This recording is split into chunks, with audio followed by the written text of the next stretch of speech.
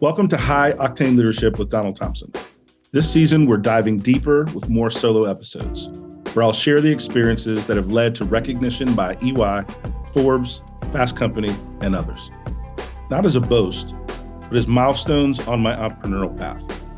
From growing multi-million-dollar firms to successful business exits and building high-performance teams with a global perspective. I'll reveal the insights and strategies from my journey and share them with you so that we can win together. Alongside these solo episodes, we'll have industry visionaries and thought leaders, and we'll explore effective leadership. Ready to empower your leadership journey with real success stories? Let's embark on this transformational journey together.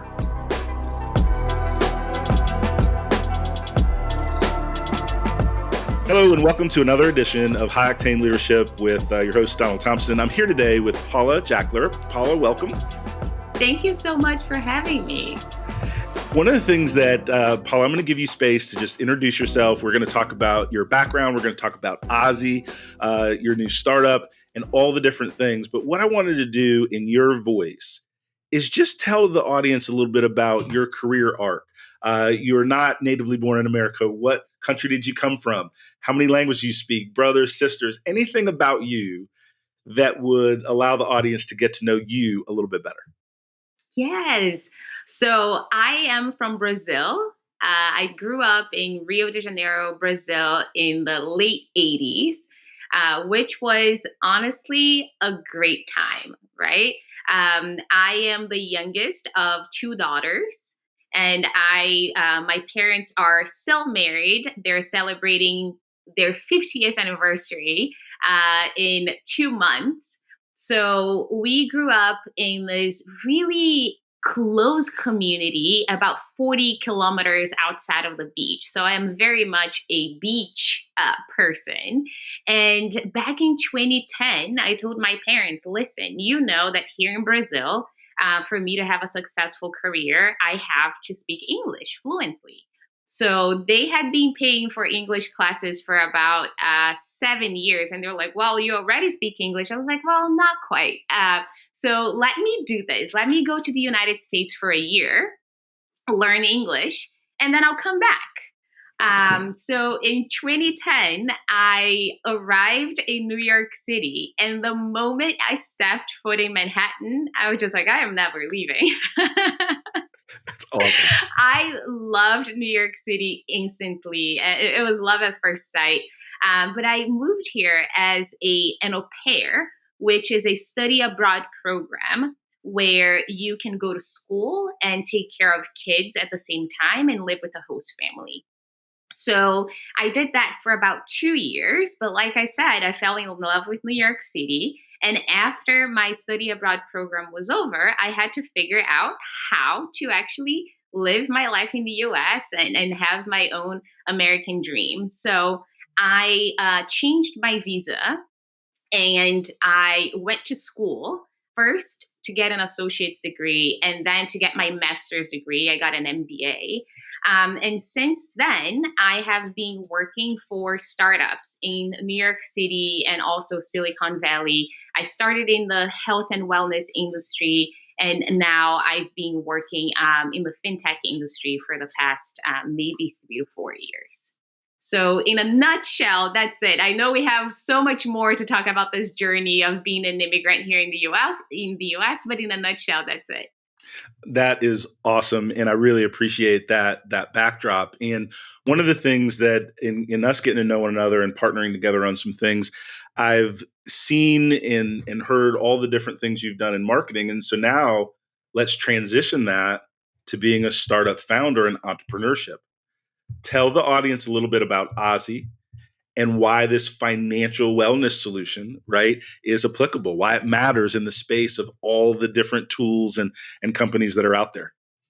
Exactly. So before I explain to the audience what Ozzie is and what I'm building, let me do a deeper dive on my journey here in the US. As I said, I applied to business school. I got accepted. But on a student visa, I did not qualify for any type of student loans, scholarships, or any type of financial assistance, right?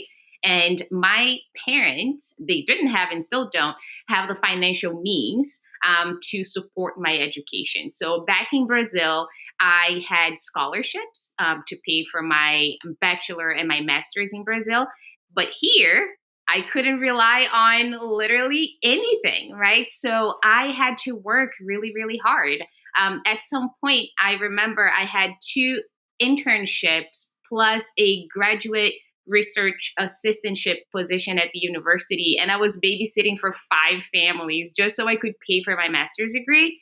And I still graduated with $35,000 in credit card debt. That is where the idea for Ozzie started forming, right? Because it wasn't, a lot of people think that debt is because people are reckless or because they're not paying attention to your finances, but sometimes it's just because you don't know better. And sometimes it's because your circumstances put you in a situation where you literally don't have enough money to pay for your bills, right? So after I graduated and I was trying to pay off that debt, I didn't know how to manage my finances. And I had to figure it out on my own. Reading books, watching videos, being part of Facebook communities. But something very interesting happened.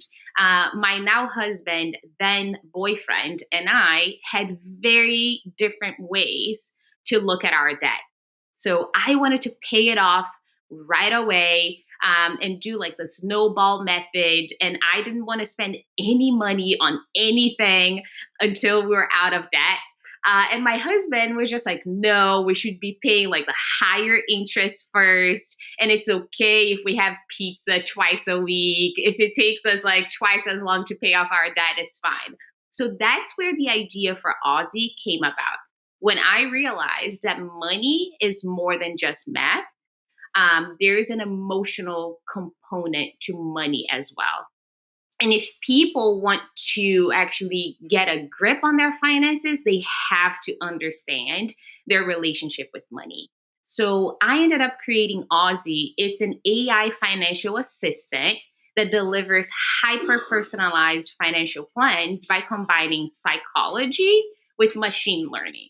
So basically, I spent 2.5 years researching financial psychology and the emotional side of money. And I developed a proprietary model that categorizes people into different money personality types. And then what Ozzie does, it gives you personalized answers and plans based on your money personality type, meaning the way you see money, the way you think about money, your values, your beliefs. So what Ozzie's here to do, like most people don't talk to financial advisors anyway, right?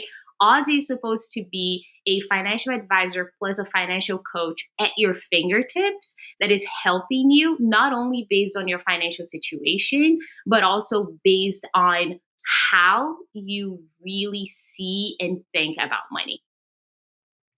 That is powerful. And I love the way that you introduced it in terms of people that have a lot of debt. It's not because of any specific reason. Sometimes people don't have another way except to go into debt to survive until they can figure out that path forward. And then the other piece that you described, and this is a lot for our listeners that will be applicable, most people don't have financial advisors when you need them, right? When you're financially secure, you've sold your first company, you're making $300,000 a year. Well, okay, but what about when we just graduate from college, just trying to figure it out? They don't teach financial money management in school, right? They don't make that a critical priority. And so we kind of fall prey for all the credit card ads at high interest rate when you're in school, right? Buy now, no interest for a year. And all of that stuff sounds enticing because nobody's teaching us the downstream ramifications of those choices. Let me ask you this. Do you find, you talked about the psychology. So I'm interested in that in the 2 years of research. What is that? What did that net you, right? So research for research's sake, okay. But what did that end up with, right? In terms of how you look at adding psychology to this tool? Yeah, no, that's a great question. So the way that I started the research, I have a background in psychology. I know we didn't touch upon that, but my previous life in Brazil, I actually worked for 5 years as a psychology professional. And the way that I was trained in university in Brazil is to be very research and data oriented. So automatically, when I started looking at those things and thinking about this, I was just like, okay, the first thing that I have to do is actually look at research.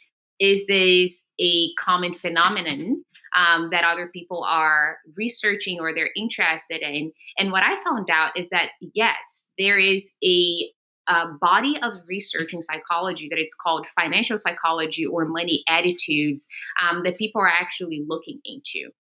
So once I started, I pretty much did at first what we call a meta review. So I looked at every single academic paper that had been published on the topic to start realizing, okay, to start understanding what are the patterns that we have. Once I was able to understand that, yes, there is definitely a pattern, right? And that is what we call the symbolic meanings of money. So, one of the misconceptions that we have is that money is just money, right? Like a dollar is a dollar. And then, if even if we're converting currency, right, like a dollar is like 6 Brazilian reais. But the truth is that there are symbolic meanings of money. So, people might see money as love, people might see money as freedom, as security, as planning. There are many, many different things. And the way that people end up deriving those symbolic meanings of money is pretty much based on their childhood. So the way that they see their caregivers managing money, the way that they see their communities teaching them about money, right? Like teachers and religious leaders and all of that. Also, location, right? Like somebody, I was born in Brazil in the 80s. Somebody and my husband was born in the US in the 80s. Even the location also has an impact into all of that. So when you combine everything, your generational cohort, the location where you were born, the community teachings that you were taught, plus what you saw your caregivers doing, you also start developing your own symbolic meaning of money. And each symbolic meaning of money is translated in specific behaviors, right? So let's say if after a very stressful day, you go on Amazon and you start shopping, you might not even realize that that's why you're doing that. You're looking for comfort, right? And then we see a lot of problems between couples, for example, because if you have a husband that has one money personality type and he see his wife just spending a lot of money on Amazon, now they're having conflicts because sometimes they lack the language to have the conversation, right? They can't see that, okay, my husband wants me to save money because he sees money as security, but I am spending money on Amazon because I see money as love and I'm just loving myself and treating myself. And the wife to the husband is, don't you love me? You want me to be happy. Exactly. And that's a real thing. The impact on the way we language and communicate, because if we don't understand the symbols of our partner, the symbols for ourselves, even before we get into the relationship, now all of a sudden the behaviors are not thoughtful. They're reactionary. They're response driven. And it's tough in any field of endeavor, right? Business, finance, relationships, coaching, sports. You have to be thoughtful and intentional about behaviors to get a desired result, right? Otherwise, you're kind of the ping pong ball being manipulated by the marketers. And so I think that's I'm tracking with you, right? And appreciate that very much. That's exactly it, right? And that is what we are trying to do with Ozzie is really tell people, hey, there's no right or wrong about how you perceive money and how you see money, right? Obviously, there are better ways to manage your finances. It's not because you're loving yourself that you're going to spend more than what you make, right? We're not giving people just like a wide pass to just like be bad at managing their finances. It's the opposite. It's just saying there isn't a money personality type that it's better than the other, right? It's just like regular personality types, right? Being an extrovert is not better than being an introvert. The same thing applies to your money personality type, right? If you see money as security, that's not better than seeing money as, let's say, status, for example, right? The important thing is for you to recognize, okay, what is my money personality type? What are my strengths? What are the areas that I have to improve? And how does that impact my the way that I manage my money, the way that I manage the relationships with the people around me, right? And also what I want from the future. So what we're doing with Ozzie is instead of you having to figure all of those things out on your own, we created Ozzie the Money Bot, that it's pretty much you just ask questions and then you get answers based on your financial goals, your money personality type, and your financial situation, right? So even if you and I'm pretty sure you and I have the same money personality type. We see money as security. But even if we go on Ozzie right now and we ask a question, most likely we would get different answers because we're at different life stages, right? So that's pretty much what we're trying to do and kind of like give people permission to admit that managing money is hard, right? It's hard. It's hard. And I know we joke about it, right? Like most people are kind of like, oh, I'm so bad at managing my finances. But I also think people are using humor to cope with something that it's really hard for them, right? There's some research that says that people are more comfortable disclosing how many sexual partners they've had throughout their lifetime than disclosing how much money they make and how much debt they're in. Like if we let that sink for a minute, there's a lot of shame and guilt that comes with managing our finances. Those are powerful points. And I think that the more we have tools that can support us is good. But a lot of the tools out there aren't connected to who I am as an individual. And that's what I feel like Ozzie is doing, right? By taking into consideration my generation, my location, my job type, my goals. Now you can give me back more specific, useful insight versus just generic insight of how do I save for my first house blanket, right? Which you can get off of the internet. How do people interact with Ozzie, right? So this is an early stage firm. And so tell me a little bit about how our audience would react. How could I find out my money personality, right? Even before the product is fully launched or anything like that. How could I get involved to learn more while you grow more? Yeah, so you can go on our website. It's aussieapp.com. The quiz is available, so you can find your money personality type right away. And once you complete the quiz, I also send an email with a more detailed version of your money personality type, just so you have that at your fingertips. What I have been encouraging people to do after they take the money personality type, like if you are in a relationship with a significant other, have that person also take the money personality type, just so you know their own patterns when it comes to money, right? I'm also doing that with younger people. Have your parents take their the money personality type quiz, so you can start seeing like, oh, that's why I do certain things, right?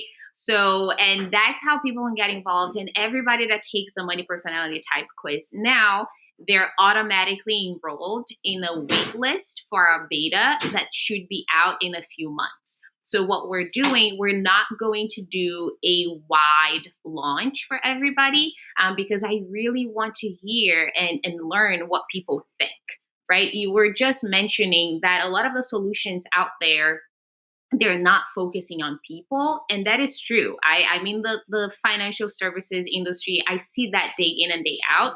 We're trying to build Ozzie in a different way. right? Like we really want people to be able to reach out to me via email or Instagram or LinkedIn and say like, hey, I used the app. I loved the answer that Ozzie gave me. Or the opposite, like, hey, I asked this question. It's not really resonating with me, right? Because honestly, I truly believe that financial security is a human right? Like I am building Ozzie for the 99% of America, everybody out there that is struggling with debt, everybody who's struggling to communicate with their partners, everybody that comes January 1st, they're kind of like, okay, I'm going to manage my finances. And then by January 15th, they're blowing their budget again. Like Ozzie, I'm building Ozzie for those people, right? In a way, like I'm building Ozzie for that 2015 version of me who was struggling big time with my student debt, right? And I know so many people right now, it's struggling to pay their student loans as well. I'm building Ozzie for parents who want to, give their kids a better life and some education. So please, if you join the wait list, you can always reach out to me. I am, to the best of my knowledge, I'm the only Paula Jackler in the United States. So I'm pretty easy to find too. That is awesome. And, as you were speaking, I got even more excited because I'm thinking about my 4 kids.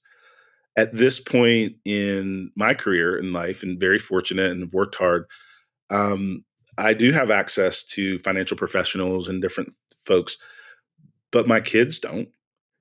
And a lot of times kids don't want to listen to their parents, right? My Gen Z kids are all about experiences. I want to travel. I want to do this. And I want to work this kind of job so I can have more time to travel. I'm like, yeah, but what about your first house? What about so I don't want to be the bearer of bad news either. And not that Ozzie's the bearer of bad news, but the bearer of information and insight from a credible third party source. And I think as a parent, that's super important also, right? And then we can have discussions with the kids about what they're learning. And that feels like it's going to be way more fun. So that may also be a kind of a marketing insight as well. Because as I'm thinking about it, it's like, I want to talk to my kids about money, but I don't want to preach at them. And so if we all take the quiz and then just talk about it and learn each other, then we're talking about money, but we're having a good time doing it. Exactly. And one of my goals, and it's a very ambitious one, your kids, right, like Gen Z and Gen Alpha, they're social media natives, right? So if you go on TikTok right now, and if you search for FinTalk, for example, there are so many people out there, so many quote unquote influencers giving financial tips that are so wrong and so inaccurate and don't make sense.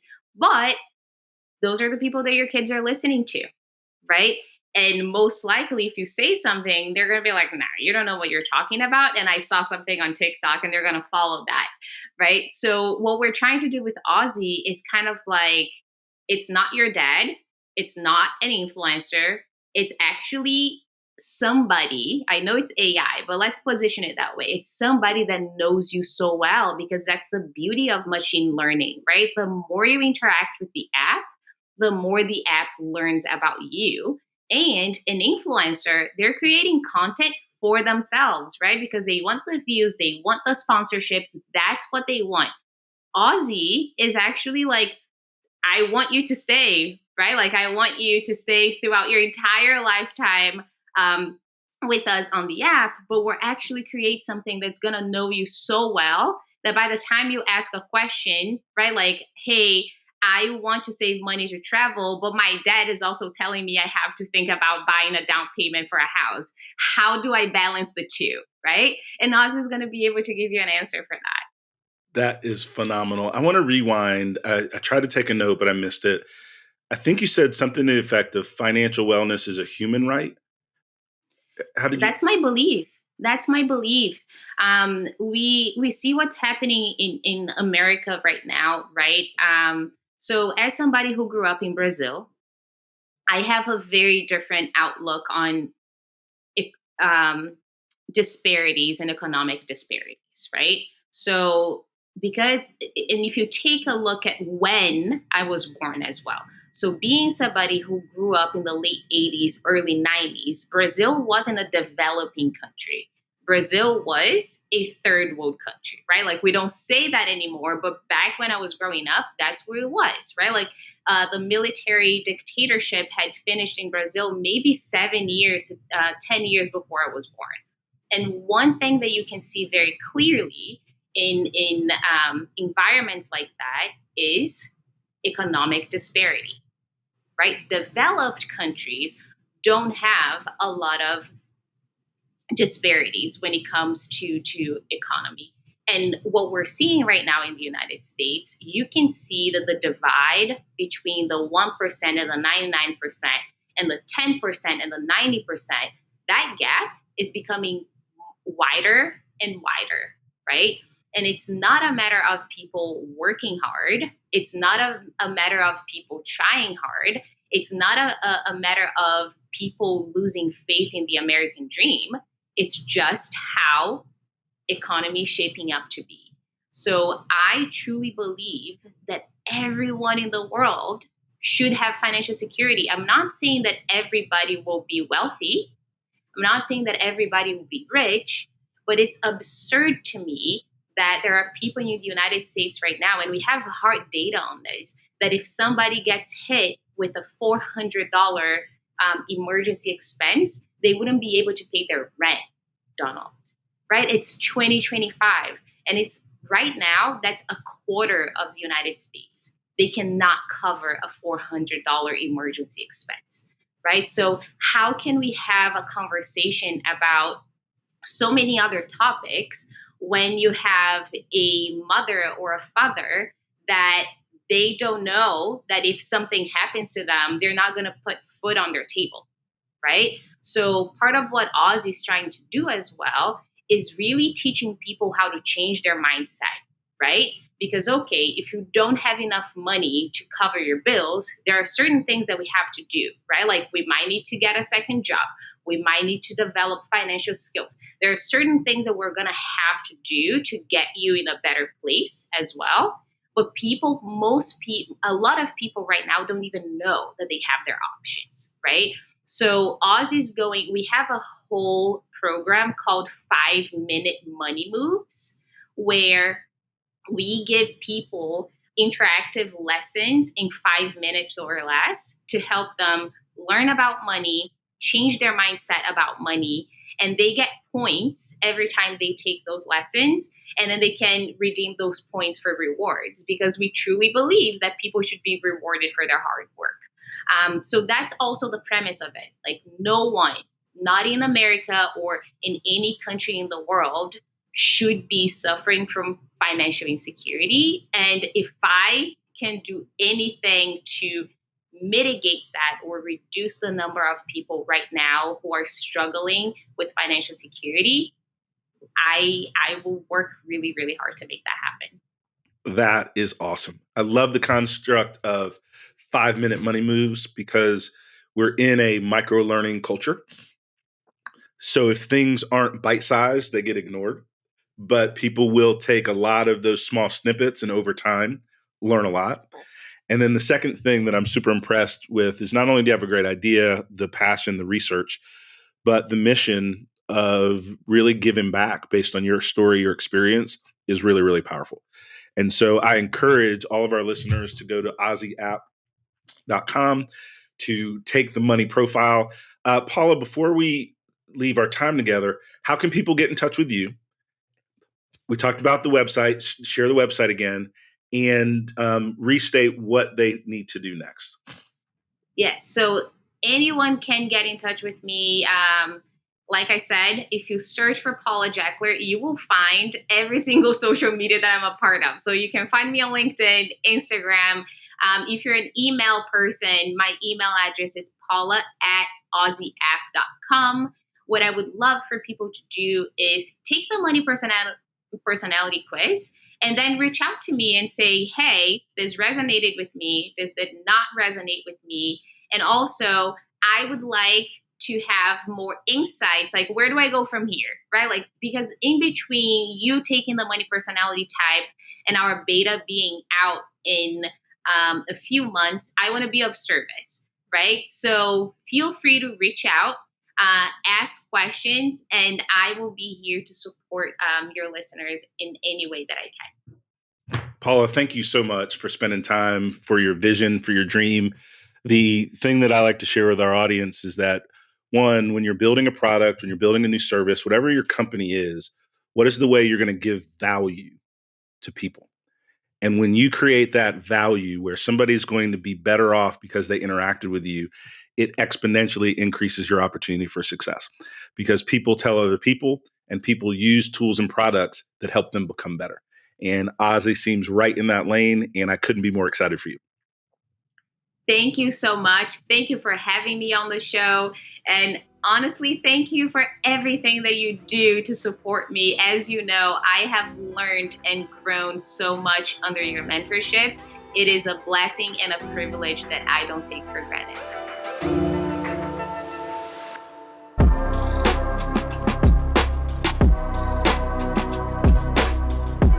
Thank you for joining us on High Octane Leadership with Donald Thompson. Today's episode is a step in our collective journey towards leadership excellence. Remember, every story we share and every insight we gain is a piece in the puzzle of our leadership journey. For more insight and detail, hit the subscribe button so that we can stay connected. For deeper information and more episodes, go to donaldthompson.com. Continue to lead with vision and purpose, and until we meet again, embrace your role as a high-octane leader in the ever-evolving world of business.